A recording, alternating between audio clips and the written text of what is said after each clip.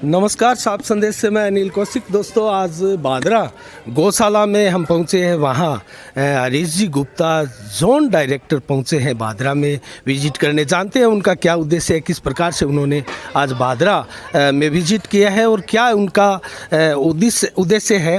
नमस्कार सर। नमस्कार। तो सर, आज आपका जो बादरा विजिट हुआ है वो किन कारणों से हुआ है? सर, हम यहाँ पे नंदीशाला सरकार की एक स्कीम चली है, उसमें नंदीशाला खुलवानी है तहसील स्तर पे व जिला स्तर पे। तो तहसील स्तरीय नंदीशाला खोलने के लिए गौशालाओं से हम कांटेक्ट कर रहे हैं।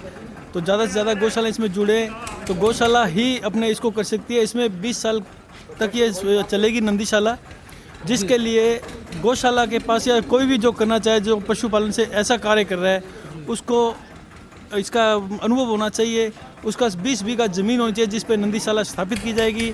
सरकार द्वारा इस पे 1,57,00,000 रुपये टोटल लागत इस पे आएगी, जिसमें से 10% पहले वो जो संस्था इसको चालू करेगी उसको अपना खुद का लगाना पड़ेगा। फिर उसके बाद में गवर्नमेंट जो है उसको 40% 2 बार और 10% तीसरी बार उसको कार्य पूर्ण होने पे देगी। जी जी। तो नंदीशाला के क्या टारगेट रहेंगे सर इसमें और किस प्रकार से? नंदीशाला में टारगेट ये है कि मिनिमम उनको 250 नंदी रखने पड़ेंगे और 20 साल तक कंटिन्यू रखने पड़ेंगे, जिसमें सरकार इनको 9 महीने का अनुदान देगी चारा पानी के लिए। जी जी।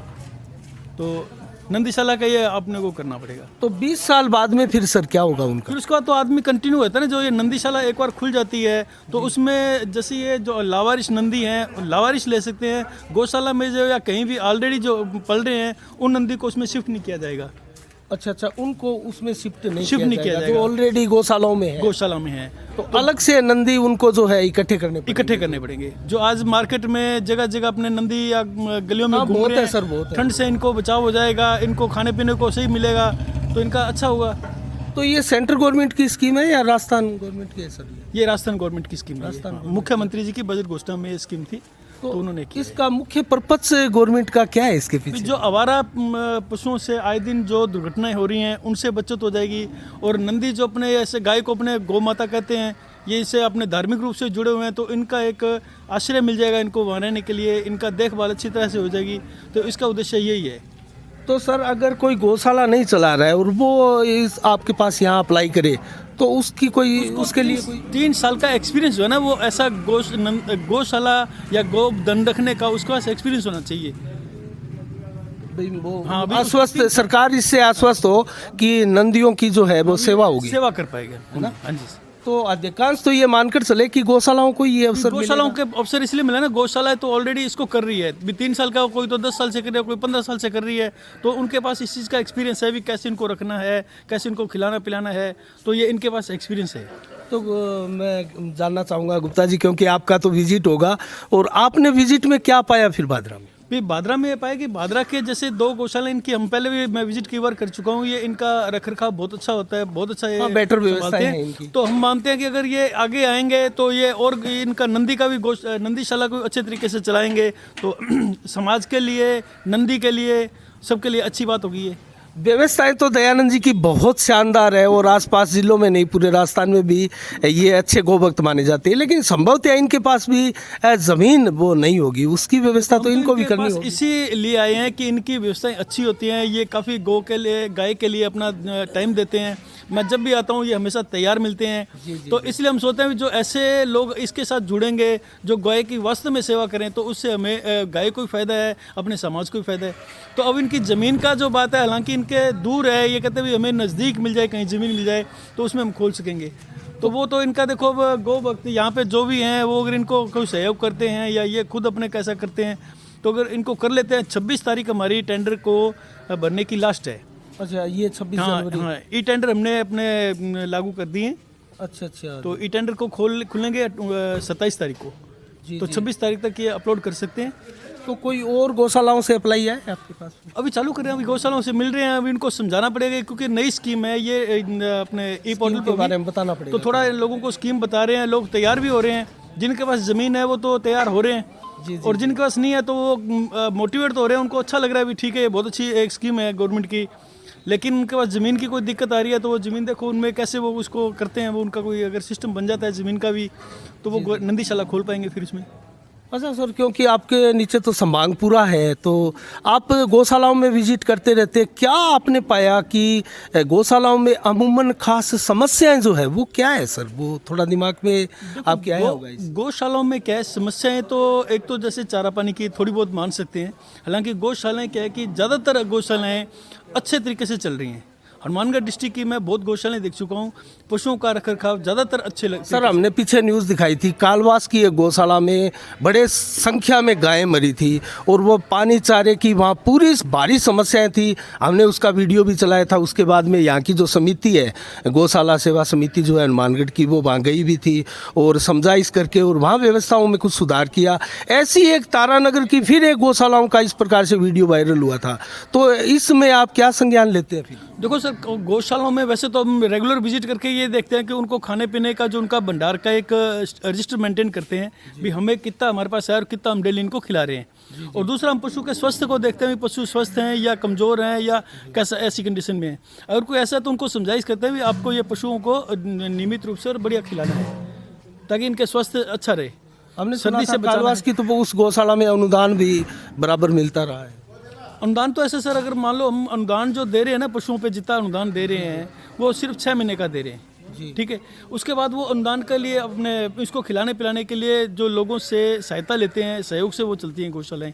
जी जी। तो उसमें कहीं कोई कमी आई होगी, तो अभी मेरे पास ऐसा कोई मैटर नहीं है भी कहीं गौशाला में कोई पशु भूख से मर रहे हैं या ऐसा हो रहा है। अभी जहाँ भी मेरे को गोगामेडी का भी कोई एक महीना पहले किसी ने वीडियो अपलोड कर दिया था भी यहाँ गोगामेडी में पशुओं को खाने को कुछ नहीं मिल रहा है। हाँ, वो तो एक वीडियो उसी दिन मैंने 3 घंटे में मैं यहाँ गौशाला में आके चेक किया। गौशाला में भरपूर खाने पीने का सब कुछ था और पशु खा पी रहे थे, सबके थान भरे हुए थे। वो तो संभवतः अफवाह ज़्यादा थी। कुछ क्या होता है भी ऐसी चीज़ें भी ऐसे आती हैं भी पशु के थान तो उन्होंने सफाई के लिए खाली किए हैं। नहीं सर, हम तो मीडिया से जुड़े हुए हैं, बाड़मेर से मैं पत्रकारिता करता हूँ। हमारे पास तो ऐसा कोई वीडियोज आता है, न्यूज़ आते हैं, खबर आते हैं, तो उसकी हम पूरी तहकीकात वेरीफाई करके उसके बाद अगर आप डालते हो उसका डालते हो तो हम लोग उसमें अगर रिस्पॉन्सिबिलिटी हमारी रहती है। हाँ, उसमें अगर अपन संज्ञान लेते हैं, देखते हैं उसको भी ऐसा वास्तव में है तो उसका अनुदान बंद हो जाएगा। अगर वो पशु को नहीं, पशु का लिए जो अनुदान आ रहा है वो उसको खिलाने के लिए आ रहा है। अगर आप उसको पशु को खिलाओगे ना तो सरकार का पैसा तो आप खुद खा रहे हो फिर। जी जी। तो ऐसा उसका अनुदान बंद हो जाएगा अगर ऐसी चीज़ है तो। हनुमानगढ़ की सभी गौशालाएं जो है, मैं ज़्यादातर जा चुका हूँ और ज़्यादातर गौशालाओं में अच्छा खाने पीने, जैसे आपका नेठराना है, बिरानी है और है ये उत्तरादाबास है, सब गौशाला में गया हूँ, व्यवस्था उनके कर रखी है अच्छी। तो हनुमानगढ़ जिले में 7 नंदीशाला खोलने का विचार? नंदीशाला खोलनी है सर। सर, एक मैं सवाल पुराना ही आपसे पूछूंगा। पहले नंदीशालाएं होती थी, फाटक जिसको बोलते हैं, एक व्यवस्थाएं थी बहुत साल पहले, मुझे भी याद है। तो सर वो व्यवस्थाएं बढ़िया लगती थी वैसे, उसमें सार्वजनिक सभी लोग जो जिसका जी आए वहाँ वो दे जाता था। पहले क्या था कि पशुधन कम था। जी जी। और गांव में या शहरों में लोगों के पास जो पशु रखते थे उनके पास जगह होती थी, वो अपने पशु को अपने घर पे रखता था। वो खुला छोड़ता था किसी पशु को तो फाटक में पकड़ के ले जाते थे, उनको वो पैसा देकर छुड़ा के लाना पड़ता था। अब लोग तो ये कहते हैं हम अगर छोड़ देंगे कोई ले जाए तो बढ़िया है। तो अपने पशु को अपना घर खाली करने के चक्कर में गाँव से, घरों से लोग पशु को निकाल रहे हैं, इसलिए लोग ये गाँव अपने गाय जो है सड़कों पर आ गई है। तो सर इसके लिए आप बाध्यता ये रखेंगे या फिर नहीं रखेंगे कि बाजार में अगर सांडशाला हमने भादरा कस्बे में दे दी तो बाजार में फिर इस प्रकार से नंदी वगैरह फिरते हुए नहीं पाने चाहिए? मिनिमम इसकी 250 की रेंज आएगी पहले, फिर 250 से ऊपर वो कितनी मर्जी रखे। मान लो 500 रखता है तो 500 में उसको 9 महीने का अनुदान मिलेगा 500 का। अगर 250 रखता है तो मिनिमम 250 तो उनको रखनी पड़ेंगे नंदी। अच्छा, 250। तो भादरा तहसील में सर कितनी आप विचार करके आए हैं? कितने भादरा तहसील में तो एक ही, वैसे तो एक ही हो सकती है ना, एक ही हो सकती है तहसील में, एक हो सकती है। तो हम तो ये इनको जैसे इनका देख के शहर या देहात अलग अलग नहीं होती क्या? ना, ऐसा कुछ भी नहीं है, पंचायत समिति स्तर पे एक होगी। अच्छा अच्छा। तो उसके लिए मैं तो इनके पास बार इसीलिए आया था भी आप अगर अच्छे तरीके से चला लोगे सब मिलके, यहाँ के भादरा के लोग वैसे भी दानी हैं और मैं देखता हूँ भादरा के इस मामले में आगे रहते हैं, बढ़ चढ़ के हिस्सा लेते हैं इस चीज़ों में। तो अगर भादरा के वासी अगर इसमें ज़्यादा हिस्सा लेंगे, कोई इसमें ज़्यादा सोचेंगे तो अपने कोई अच्छी चीज़ आ जाएगी। सरकार की तरफ से अच्छा अनुदान आ रहा है, सरकार की तरफ से अच्छा पैसा मिलेगा, विभाग आपके साथ रहते हैं गौशालाओं के। चलो, बहुत बहुत धन्यवाद डॉक्टर साहब आपका। तो मैं दयानंद खोखेवाला जी से भी पूछता हूँ इस विषय में। हाँ, नमस्कार। नमस्कार। तो क्या इस प्रकार की अगर नंदीशाला की कोई ऑफर आपको मिलती है तो आपके पास ज़मीन है क्या? देखो, बहुत बढ़िया स्कीम है, राजस्थान सरकार ने अच्छी स्कीम जारी की है और डॉक्टर साहब बड़े प्रयास में हैं। 2-3 बार इनका मेरे पास फ़ोन भी आया था और गंगानगर जयपुर गोपालन विभाग से मेरे पास फ़ोन आया था कि आपकी गौशाला को हम इस मामले में एक नंबर पर रखते हैं, आप यहाँ खोलो। हमारे पास प्रॉब्लम एक ही है कि जगह नहीं है, जगह नहीं है। जगह 2-4 जगह बाहर गाँव में है, ऑन रोड है नहीं वो, और दूर भी है, काफ़ी दूर है। तो नज़दीक चाहते हैं आप? 2 ब्रांच हम चला रहे हैं, तीसरी ब्रांच अगर खोल लें तो उसका क्या सब चीज़ का मिसयूज़ होगा। हम प्रयास कर रहे हैं। अब हमारी जो गौशाला है जो कल्याण भूमि के अंदर बनी हुई है, उसके पीछे जगह है, अगर जो गाँव उसमें हमारा सहयोग करेगा, क्योंकि कल्याण भूमि गाँव की है और गौशाला भी गाँव की है, सब मिलकर जैसे पहले जगह दी थी गौशाला को लिए, अगर कल्याण भूमि वाले वो जगह देते हैं तो मेरा बड़ा मन है। 1,57,00,000 रुपये गवर्नमेंट दे रही है और पैसे की भादरा में कोई कमी भी नहीं है।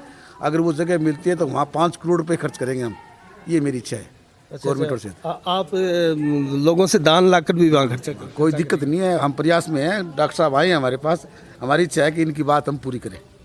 जी जी, चलो बहुत बहुत धन्यवाद। धन्यवाद।